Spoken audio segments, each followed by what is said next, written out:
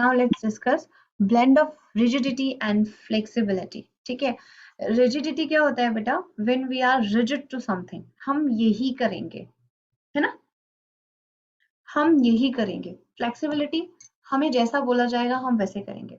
समझ पा रहे हो मेरी बात? Both are the antonyms of each other. ठीक है, I am talking about rigidity. मैं कहूँ कि मैं ये काम नहीं करूंगी, मीन्स नहीं करूंगी। समझ आई? रिजिडिटी होगी। मैं अपने प्रिंसिपल पे स्टिक हूँ, मैं ये काम ऐसे ही करूंगी चाहे कुछ भी हो जाए। ठीक है, and the other side when I am talking about that I am so flexible, अगर मुझे कोई काम हो रहा है, हाँ मैं इसके हिसाब से काम कर लूंगी। ठीक है, तो ये blend of rigidity and flexibility है। जहां पर हमें रिजिड होना चाहिए वहां पर कॉन्स्टिट्यूशन रिजिड है, जहां पर फ्लेक्सिबिलिटी होनी चाहिए फीचर्स में वहां पर फीचर्स फ्लेक्सिबल है। फॉर एग्जाम्पल, अगर मैं आपसे बोलती हूँ someone try to disrespect you, अगर आपकी कोई मतलब आपकी कोई बहुत ज्यादा बेइज्जती कर रहा है खड़े होके, ठीक है, तो इस जगह पे आप लोगों की फ्लेक्सिबिलिटी अच्छी नहीं होगी। आप उस जगह पर उस चीज को इग्नोर नहीं कर सकते। थोड़ी देर इग्नोर करोगे, 2-3 बार इग्नोर करोगे, देन यू फाइट बैक। ठीक है, वहीं पर रिजिडिटी जरूरी है। मतलब when we are talking about the self respect, अगर आपकी कोई रिस्पेक्ट नहीं है तो आप उस पर वहां पर रिजिड हो जाओगे। But when we talk about कि आपको लगता है कि यहाँ पर मुझे इस कंडीशन में बहुत सारे गुंडे खड़े हैं और वहां पे आप पंगा ले नहीं सकते ना, वहां तो नहीं ले सकते, आपको पता है वहां पे पिटाई हो जाएगी आप लोगों की, you have to be flexible. वहां पर आप वो जैसे बोलेंगे आप मान जाओगे। ठीक है, तो दिस इज कॉन्स्टिट्यूशन। अब कॉन्स्टिट्यूशन में तो ऐसा कुछ भी नहीं है। कॉन्स्टिट्यूशन में मैम आप कैसे एक्सप्लेन करोगे?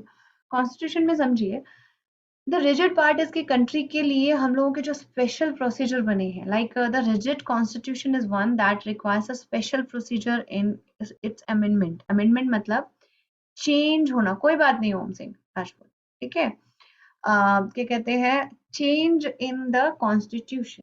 कॉन्स्टिट्यूशन के अंदर किसी रूल रेगुलेशन या किसी भी चीज को चेंज करना इज कॉल्ड एज अमेंडमेंट। समझ आया? तो अमेरिकन कॉन्स्टिट्यूशन कैसा है बेटा? जिसमें चेंज करने के लिए, किसी भी चीज को चेंज करने के लिए हमें बहुत ज्यादा मेहनत करनी पड़ती है। समझ रहे हो? पूरा बहुत रिजिड प्रोसीजर है और दिक्कत आती है। ठीक है, तो नेक्स्ट हमारे पास a flexible constitution is on another hand, flexible constitution on other hand is one that can be amended in the same manner as the ordinary laws as made. For example, British Constitution. British constitution में क्या है, अगर हमें कोई amendment डालनी है तो वो इजीली हो जाती है। The constitution of India is neither rigid nor flexible but is synthesis of both. ठीक है, रिजिड भी है जहां पर रिजिड होना चाहिए। अगर हम कंट्री की डिग्निटी की बात करते हैं, कंट्री के अंदर जो फंडामेंटल बेसिक चीजें हैं उनके बारे में बात करें, ठीक है, तो ऐसे केस में हम लोगों को रिजिड होना पड़ता है। और अगर हमें लगता है कि ऐसी चीजें नहीं हो सकती, हम उसमें फ्लेक्सिबल भी होना पड़ता है। Article 368 provides two types of amendments. ध्यान से रखिए, सुन लीजिए। Article 200 and sorry 368 provides the two types of amendments. ठीक है, लिसन, ठीक है, some provisions can be amended by a special majority of parliament, a two-third majority of members of each house present and voting, and a majority that is of more than 50% of the total membership of the each house. ये हम each houses के बारे में भी पढ़ेंगे। And some provisions can be amended by a special majority of parliament and with the ratification to change by the half of the total seats. At the same time, some provisions of constitution can be amended by a simple majority of the parliament in the manner of ordinary legislative process. Notably, these amendments do not come under the article 368. 368 में आपको majority और मतलब दोनों houses के अंदर आप लोगों को पास करवाना पड़ेगा। ये है नहीं आपके सिलेबस में। और दो टाइप है, एक तो आपको स्पेशल मेजोरिटी से, एक आपको आपको वो जो 2/3 आपकी फिक्स मेजोरिटी के थ्रू चलना पड़ेगा। ठीक है, इसको पढ़ के देखो बेटा, 1 मिनट, 1 मिनट का टाइम देते हो आप, इसे पढ़ के देखो, federal with unitary biases.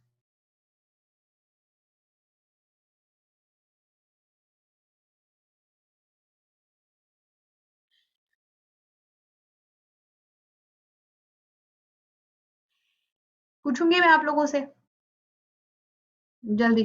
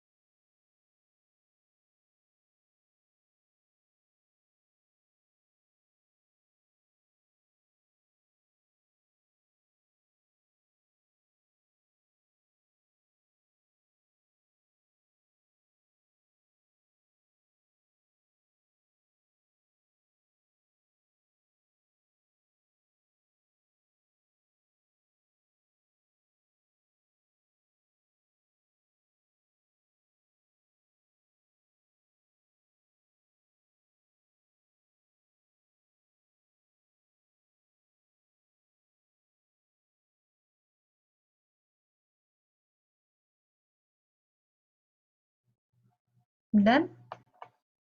Priyansh, भाग्य प्रियांश आज भी कहाँ गया? ठीक है। The federal system with unitary बायस, ठीक है, ये आप लोगों को बताना है, ठीक है। तो इसमें क्या पढ़ा आप लोगों ने? फेडरल सिस्टम में ऑलरेडी पढ़ा चुकी हूँ आप लोगों को, ठीक है, वो थोड़ा बीच में मुझे पानी वानी पीना था, ठीक है। तो देखो, the constitution of India establish a federal system of government, ठीक है। It contains all usual features of a federation like two government, division of power, written constitution, supremacy of constitution, rigidity of constitution, independent judiciary and bicameralism, ठीक है। अब बहुत सारे standard times में सारे इतने सारे क्वेश्चन दे रखे हैं, अब एक एक करके मैं आपको एक्सप्लेन करती हूँ, ठीक है।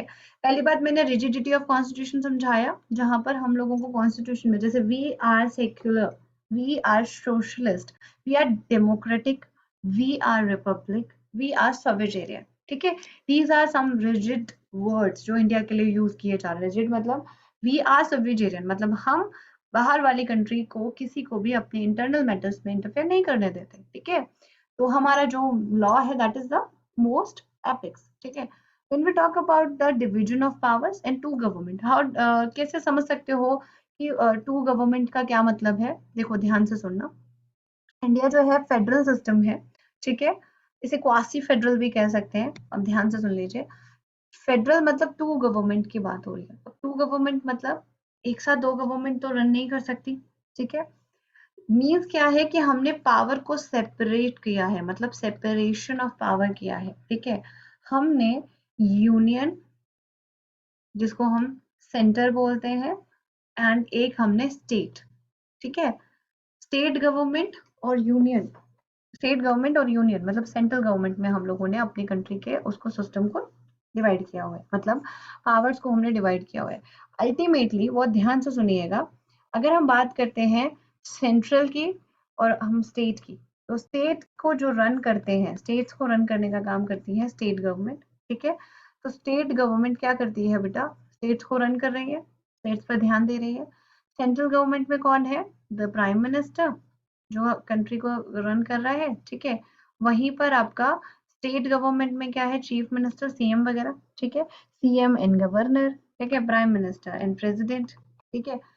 ये तो हुई बेटा आपका फेडरेशन, ठीक है। यूनिटी मतलब फेडरेशन के साथ साथ हमारी कंट्री जो है वो आपस में सेंटर के ऊपर क्या है? सेंट्रलाइज्ड है, मतलब सेंटर हमारा पावरफुल है। ध्यान रख लीजिएगा, although powers is divided into the different part, power different different parts में डिवाइड की गई है, बट सेंटर है जो यूनियन गवर्नमेंट है, वो सबसे ज्यादा क्या है? आपकी पावरफुल है।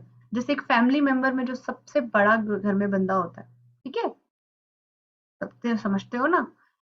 छोटी छोटी आपके घर में अगर मम्मी को ये काम करना है, पापा को ये काम करना है, ठीक है, घर में और फैमिली पर्सन है वो और काम करते हैं, पर जो मेन पावर होती है वो किसके पास होती है? घर में सबसे बड़े, या तो आपके दादाजी है, या फिर चलो घर में अगर कैसे भी पावर्स को डिवाइड किया, पर एक मेन पावर होती है, ठीक है।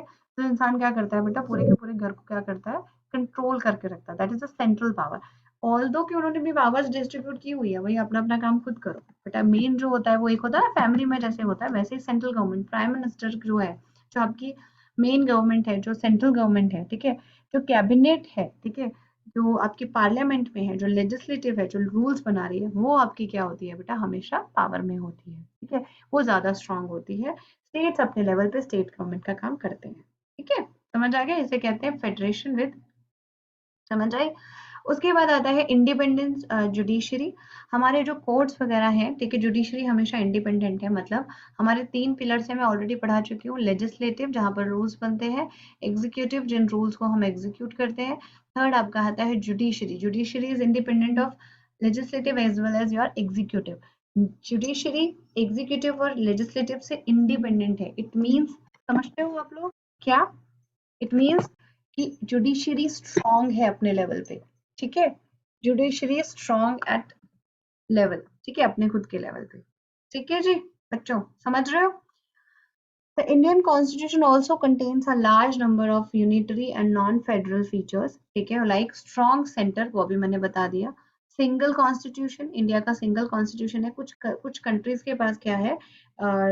डबल सिटीजनशिप और ऐसे है, पर हमारे इंडिया के पास सिंगल कॉन्स्टिट्यूशन है, सिंगल सिटीजनशिप है, flexibility of constitution, integrated judiciary, appointment ठीक है, appointment of state governors by the centre, all India services, emergency provisions and so on. ठीक है, नो स्टेट, एक मिनट मेरी बात ध्यान से सुनिएगा, बहुत, रुको बेटा एक मिनट, क्या कह रही थी मैं? No state has right to secede from the federation and also called as the quasi federal. ठीक है, ये सब चीजें मैं आप लोगों को ऑलरेडी पढ़ा चुकी हूँ। पूरा वीडियो देखने के लिए और लेटेस्ट एग्जाम अपडेट्स जानने के लिए डाउनलोड करें कैरियर डिफेंस स्कूल का एंड्रॉयड ऐप।